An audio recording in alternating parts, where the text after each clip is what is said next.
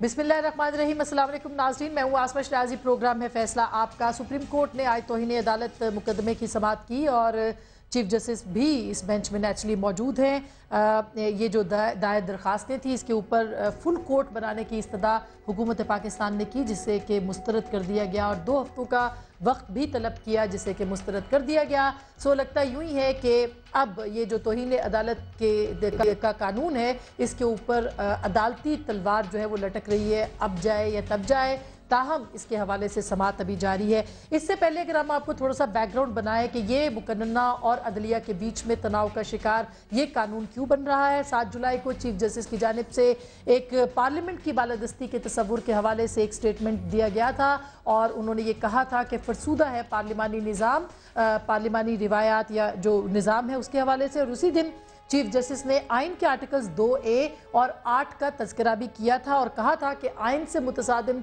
किसी भी कानून को कलअदम किया जा सकता है, ख़त्म किया जा सकता है। 19 जुलाई को सदर मुमलिकत जनाब आसिफ अली ज़रदारी साहब ने यह जवाब दिया कि पार्लिमान बालादस्त है, कानून साजी पार्लियामेंट का हक है और अपना हक वो मुस्तकबिल में भी अदा करते रहेंगे। एक तरफ चीफ जस्टिस का बयान, दूसरी तरफ सदर ज़रदारी का बयान। और इससे पहले आपको ये भी बैकग्राउंड बताते चलें कि ज़रदारी साहब को ये कहा जा चुका है कि 2 ओहदों में से एक ओहदा रखे और उसके ऊपर भी ज़रदारी साहब ने ये कहा है कि उनको अपने मुंतखब नुमाइंदों से बात करने से कोई नहीं रोक सकता, उनसे मिलने से कोई भी नहीं रोक सकता। और अगर इस तरह की चीज़ें हुई तो ज़ाहिर है कि इसका खमियाजा भी भुगतना पड़ेगा या सियासी जो कुव्वतें हैं उन पर पाबंदियों लगाने वालों को कभी कामयाब नहीं किया जाएगा और ना ही वो कामयाब होंगे। इसी दौरान में जनाब खलीलुर रहमान रमदे साहब की जुमे को एक स्टेटमेंट आती है। मैं चाहती हूँ कि मैं नाजरीन की यादाश्त के लिए कि रमदे साहब ने एक स्टेटमेंट ऐवान अदल में दिया, वो क्या दिया वो सुनते हैं और उसके बाद इस पर मजीद बात करते हैं। रमदे साहब ने क्या कहा, जरा सुनवाइए। सुप्रीम कोर्ट की बाबत सिर्फ वो कानून बना सकती है जो सुप्रीम कोर्ट की पावर्स को एनलार्ज करे। आपको हर वक्त वर्दी पहन के तैयार रहना होगा कि जिस वक्त भी कानून पे कोई और आइन पे कोई हमला हुआ और उसकी किसी इदारे और इंस्टीट्यूशन पे हमला हुआ तो हम फिर खड़े हैं। इसका मतलब है कि आइन और कानून के हवाले से हमले की तैयारियां की जा चुकी हैं और ये भी कहा जा रहा है कि रमदे साहब का ये स्टेटमेंट एक प्री एम्प्टिव स्ट्राइक है। अगर हुकूमत की तरफ से आइन और कानून के हवाले से कोई इकदाम उठाने की तैयारी है तो उसके लिए रमदे साहब ने पेशबंदी की है। इसी तरह कल वज़ीर आज़म ने कहा है कि मुंतखब नुमाइंदे ही रियासती उमूर चला सकते हैं और आइन के तमाम इदारों की हुदूद का तयन आइन के अंदर किया गया है। आज का जो मुकदमा जिसमें समाअत हुई तौहीन अदालत की, इसमें भी कहा गया कि इंतजामिया को अपनी मर्जी करने की इजाज़त दी गई तो इख्तियारात की सहज जो तकसीम है उसको धचका लगेगा। एक तरफ इख्तियारात की ये जंग इदारों के बीच बढ़ चुकी है और इसका नतीजा कुछ भी निकल सकता है। दूसरी तरफ इंतखाबात का वक्त है और इंतखाबात का दौरा है। सबसे बड़ा सवाल इस वक्त यही होगा कि जो सुप्रीम कोर्ट के सामने है कि आया वो इंतखाबात की इजाज़त दे, इस कानून को कल अदम करे, इस महाजराई को बढ़ाए और हुकूमत के ऊपर भी ये जिम्मेदारी है कि वो इस सिचुएशन को कहां लेके जाते हैं। सो बड़े बड़े सवालात पाकिस्तान की कौम के सामने खड़े हैं जो कि दहशतगर्दी और अनारकी का शिकार हो रहे हैं। अदालत के सामने बड़ा सवाल कि क्या वो वजीर आजम को घर भेजेंगे, कानून को कल अदम करार देंगे या इंतखाबात का इंतजार करेंगे। ये वो सवाल हैं जिसके ऊपर बात की जा सकती है, लेकिन सिचुएशन कहाँ लेके जा रही है इस पे हम बात करेंगे अपने मोअज़्ज़ज़ मेहमानान गिरामी के साथ। हमें ज्वाइन कर रहे हैं जनाब ज़फ़र अली शाह साहब, सेनेटर हैं, पाकिस्तान मुस्लिम लीग नून की सीनियर क़यादत भी हैं इस्लामाबाद के अंदर। हमें ज्वाइन करेंगी मोहतरमा शाज़िया मरी साहिबा, पाकिस्तान पीपल्स पार्टी की MNA है, कराची से हमें ज्वाइन करेंगी जस्टिस सईद जुमा सिद्दीकी मेरे बहुत मोहतरम, हमें ज्वाइन करेंगे कराची से और आइन और कानून के हवाले से बहुत बड़ा नाम है। अंसार अब्बासी साहब भी हमें टेलीफोन लाइन पर ज्वाइन करेंगे। लेकिन सबसे पहले जस्टिस साहब, ये तौहीन अदालत की जो कार्रवाई हो रही है इस वक्त, ये समाअत हो रही है, आपको लग रहा है कि ये कानून फारिग हो जाएगा, कलअदम करार दिया जा सकता है या इसकी मुख्तलिफ तशरीहात भी की जा सकती हैं? देखिए आसमा, बात यह है कि जहाँ तक कानून की तशरीह और ताबीर का ताल्लुक़ है तो ये काम तो सुप्रीम कोर्ट का है और ये मुकदमा अब सुप्रीम कोर्ट में मौजूद है। मेरे ख्याल से उस पर कोई कमेंट नहीं करना चाहिए। लेकिन जहाँ तक सवाल ये है कि कानून साजी का हक़ जो पार्लियामेंट के पास है, वो बेशक कानून साजी का हक़ पार्लियामेंट के पास है और हर किस्म की कानून साजी पार्लियामेंट कर सकती है। लेकिन उस कानून साजी करते वक्त उनको दो बातें ख्याल रखनी चाहिए।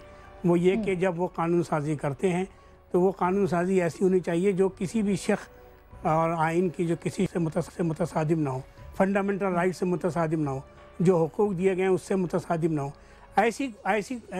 ایسی کوئی ان کو آئین سازی کی ذات نہیں ہے کہ جو چاہیں وہ قانون پاس کر سکیں. مثال کے طور پر ہمارا آئین یہ کہتا ہے کہ پاکستان کا آئین جو ہے وہ قرآن اور سنت کے تابع ہے اور ملک کا مذہب جو ہے وہ اسلام ہے. تو اب اگر کوئی قانون سازی آئین میں ایسی کوئی کر دے اور وہ یہ کہے کہ جو بھی آئین سازی ہوگی وہ ضروری نہیں ہے کہ وہ آئین اور سنت کے مطابق ہو، تو ایسا قانون پاس نہیں کیا جا سکتا کیونکہ آئین میں اس کی گنجائش موجود نہیں ہے. اس لیے اگر کوئی آپ آئین سازی کرتی ہے کوئی پارلیمنٹ جو کسی بھی شخص سے متصادم ہے یا فنڈامنٹل رائٹ جو قانون کے اندر آئین کے اندر درج ہیں ان سے متصادم ہے، تو ایسی آئین سازی جو ہے وہ قابل قبول نہیں ہوگی. اس کی ایک نہیں بلکہ ہزاروں اور لاتعداد مثالیں آپ کو ملیں گی کہ ایسے بہت سارے قوانین جو آئین نے بہت سارے قوانین جو پارلیمنٹ نے پاس کیے ان کو کورٹوں نے اس بنا پر قلعدم قرار دے دیا کہ وہ کسی فنڈامنٹل رائٹ کی شق سے متصادم تھے یا کوئی کسی اور شق کے ساتھ وہ متصادم تھے.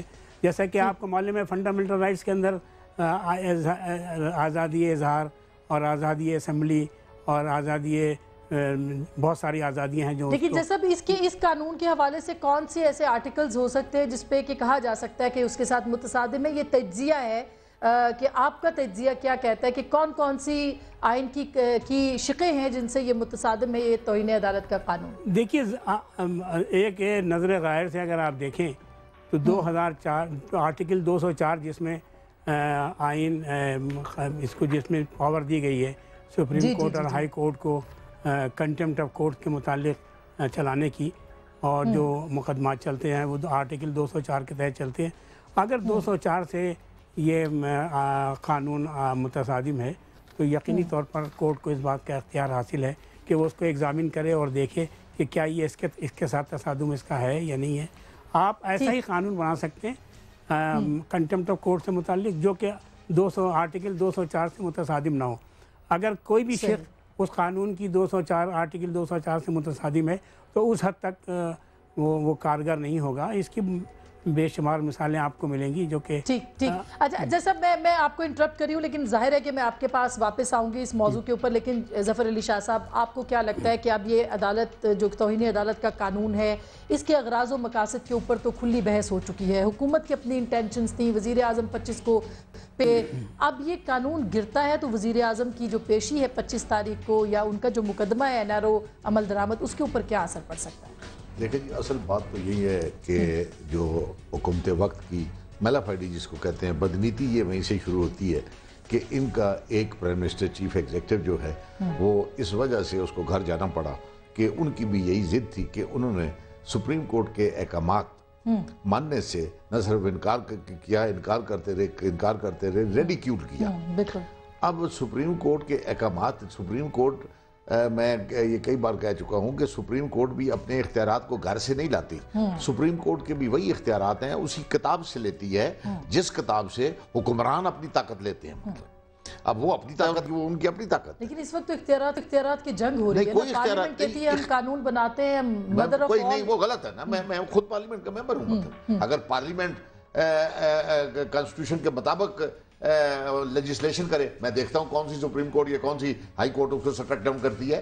لیکن اگر دیکھیں لا میکنگ کا کوئی یہ نہیں ہے، لیکن اگر لا میکر جو ہیں اوپر پریزیڈنٹ صاحب یا پرائم منسٹر صاحب وہ اپنی مرضی سے کسی ایک شخص کو فائدہ دینے کے لیے لا میکنگ کرے یا کسی ایک شخص کو نقصان دینے کے لیے کا آئین کے جو چیپٹر ہیں ان کو نقصان دینے کے لیے جس طرح بھی جج صاحب نے فرمایا آرٹیکل 204 ہے، فنڈامنٹل رائٹس ہیں، 2A ہے، تو یہ بات تو نہیں چلے گی نہ کوئی چلنے دیتا ہے مطلب ہے. لیکن اگر پارلیمنٹ ہی دیکھیں لا میکنگ کوئی یہ نہیں کہ یہ ایسے ہو جاتی ہے، ایسا نہیں سے ہو جاتی ہے. ڈرافٹ مین سے شروع ہوتی ہے، ڈرافٹ مین اس کو ڈرافٹ کرتا ہے جس طرح پولیٹیکل پاور ان کو بتاتی ہے. لا سیکرٹری صاحب ہیں ان کے پاس جاتی ہے، لا منسٹر صاحب ہیں ان کے پاس جاتی ہے، فیڈرل کیبنٹ ہے اس کو وہ تھریش آؤٹ کرتی ہے، فیڈرل کیبنٹ کے بعد پارلیمانی پارٹی کے پاس جاتی ہے وہ اس کو تھریش آؤٹ کرتی ہے. اگر یہ سارے مراحل سے گزرتے بھی اگر کوئی اپنی آنکھ نہیں کھول کے رکھتا کہ ہم یہ آئین کے مطابق بات کر رہے ہیں یا آئین کے مطابق نہیں کر رہے، لیکن جب اسمبلی میں اگر جائے گی اور اسمبلی میں میجارٹی یا بروٹل میجارٹی کی بنیاد پر آپ اس کو تھرو کرا لیں تو سپریم کورٹ تو جو ہے لیکن شاہ جی لیکن 1997 میں بھی تو یہ ہوا تھا نا, اس وقت بھی تو توہین عدالت کا قانون اسی طرح راتوں رات میاں صاحب کی میجورٹی حکومت نے بنایا تھا. میں یہی عرض کر رہا ہوں نا کہ کوئی بھی اگر کوئی ایسا قانون بنے گا جو کسی ایک شخص کو فائدہ یا ایک شخص کو نقصان دینے کے لیے, اور پہلی بات یہ ذہن میں رکھنی چاہیے ایگزیکٹو کو کہ توہین عدالت کے قانون کے بغیر عدالتیں چل ہی نہیں سکتی, کہ توہین عدالت کا قانون ہی نہ ہو, یا اگر ہو تو اپنی مرضی سے ہو, تو عدالتی نظام اس طرح نہیں چل سکتا. لیکن آج جو رمدے صاحب نے جو جمعے کو کہا ہے, آپ کیا سمجھتے ہیں کہ یہ رمدے صاحب کے ذریعے سے پیغام ہے جوڈیشری دے رہی ہے, یا رمدے صاحب کی اپنی سٹیٹمنٹ ہے, کیا وہ ایک اور موومنٹ کی طرف اشارہ کر رہے ہیں؟ تو یہ تو لگ رہا ہے نا کہ جیسے دو ادارے آپس میں آمنے سامنے کھڑے ہیں. دو ادارے نہیں ہیں, ایک ہی ادارہ ہے. سچی بات ہے, میں کوئی ان کی نہ وکیل ہوں نہ کوئی ان کے ملازم ہے. بڑی سیدھی سی بات ہے اور سمجھ آنے والی بات ہے کہ ادھر پرائم منسٹر صاحب, سابقہ پرائم منسٹر صاحب گئے, ٹھیک, ادھر احکامات تو وہی پڑھے, ادھر وہ تاریخ پڑھی اور وہ ہوئے, ادھر انہوں نے اسمبلی کا اجلاس بلا کے ٹھک مارا اس کو, اور اس میں بھی سے پہلے منظور کیا. اس میں بھی کوئی ایک بات نہیں ہے, مثلا 248 ہے, ایک بڑی بحث ہوتی ہے اس کو بھی انڈائریکٹلی تھرو سمپل جو عام قانون ہے اس کے مطابق اس کو امینڈ کر رہے ہیں. مطلب یہ اس طرح بات ہاں, یہ بالکل شازیہ یہ انٹرسٹنگ پوائنٹ ہے کہ آج چیف جسٹس نے بھی کہا کہ جب 248 آپ کو استثناء دیتا ہے تو پھر اس طرح کے قانون کے اندر صدر, وزیر اعظم سب کو ڈالنے کی کیا ضرورت ہے؟ تو کیا حکومت اس محاذرائی کو لیڈ کر رہی ہے جو کہ بہت ساری طاقتوں کا کہنا ہے کہ کر رہی ہے؟ کیا آپ سمجھتی ہیں ایسا ہے؟ مجھ سے بات کی آپ نے اسما؟ جی شازیہ. جی اسما, بڑی حیرت کی بات ہے, بہت الجھنے ہیں, لیکن جب آپ پڑھتے ہیں, ماضی کے ریکارڈز اٹھاتے ہیں, تمام تر جائزہ لیتے ہیں تو کافی چیزیں واضح ہونے لگتی ہیں. میری اپنی حیرانی اس پروگرام کے حوالے سے ہے چند ایک نکات پر جو کہ میں آپ کے ساتھ شیئر کروں گی. جی پلیز. لیکن چونکہ آپ نے سوال کیا کہ حکومت کیا محاذ آرائی چاہتی ہے یا اختیارات کی جو آپ نے جنگ کا ذکر کیا اداروں کے درمیان, دیکھیں موجودہ حکومت ایک بڑی جدوجہد کے بعد جمہوریت کے کامیاب ہوئی ہے, اور اس میں جو بڑا امپورٹنٹ رول ہے وہ پاکستان پیپلز پارٹی کا ہے. اس میں کوئی شک نہیں ہے کہ دیگر پولیٹیکل پارٹیز نے بھی تاریخ اپنا رول بالکل پلے کیا ہے. لیکن آج ہم اس بات پر آمادہ ہیں اور ایک کنسنسس ڈیولپ ہو چکا ہے اس ملک کے اندر کہ جمہوریت ہی پاکستان کی ترقی کی چابی ہے, یا اس کے استحکام یا اس کی اسٹیبلٹی کے لیے بہت ضروری ہے. اس میں کوئی دو رائے ہی نہیں. جہاں تک دوسری جو بہت دوسری آراء ہیں یا جو دو رائے ہیں وہ اس لیے ہیں کہ بڑی انٹرسٹنگ بات ہے کہ آپ کے اس پروگرام کے اندر بھی پاکستان مسلم لیگ نون کو دو لوگ ریپریزنٹ کر رہے ہیں, جس میں بڑے قابل احترام ظفر علی شاہ صاحب ہیں, جس میں بڑے قابل احترام ہمارے سینئر جج سعید الزمانی صاحب ہیں. نہیں مگر مجھے دیکھیں, آپ اینکر ہیں, آپ ماڈریٹر ہیں, میں کیونکہ اپنی بات کروں گی, میں غلط بھی ہو سکتی ہوں, تاریخ غلط ہو سکتی ہے, ہو سکتا ہے اب تاریخ بھی غلط ہو, لیکن صدیقی صاحب وہی جج ہے. آپ نے 97 کا حوالہ دیا اور آپ نے بخوبی فرمایا کہ 97 میں بھی کچھ باتیں ہوئی تھیں. 97 میں جب ایک جج سپریم کورٹ کے بیٹھے ہوئے تھے اور جب اس وقت کے پرائم منسٹر کو صرف یہ بات بری لگی تھی کہ ان کو کورٹ بلایا گیا ہے, اور میاں محمد نواز شریف صاحب صرف کورٹ جانے پر اتنے ناراض ہوئے تھے کہ انہوں نے دھاوا بولا تھا سپریم کورٹ پر. اس وقت صدیقی صاحب بھی وہی اسی کورٹ کے جج تھے جہاں انہوں نے 10 رکنی بینچ بنا کر اس وقت کے چیف جسٹس کے ڈیسیشن کو انہوں نے واش آؤٹ کیا تھا. دیکھیں یہ تاریخ ہے, اور اس وقت ان کی یہ سپورٹ کر رہے تھے میاں محمد نواز شریف صاحب کو. آگے چل کے تاریخ اور کھلی ہے, پتہ چلا ہے کہ صدیقی صاحب کی پوری سپورٹ نواز شریف صاحب کے لیے تھی, اور جب وہ صدر کے کینڈیڈیٹ کے طور پر کھڑے ہوئے تھے تب ان کو پوری سپورٹ پاکستان مسلم لیگ نواز کی تھی. دیکھیں دس از ریالٹی. آج اگر بچہ بھی یہ دیکھتا ہے تو اسے بھی پتہ ہونا چاہیے کہ کس کے کیا لنکس ہے, کیا بیک گراؤنڈ ہے.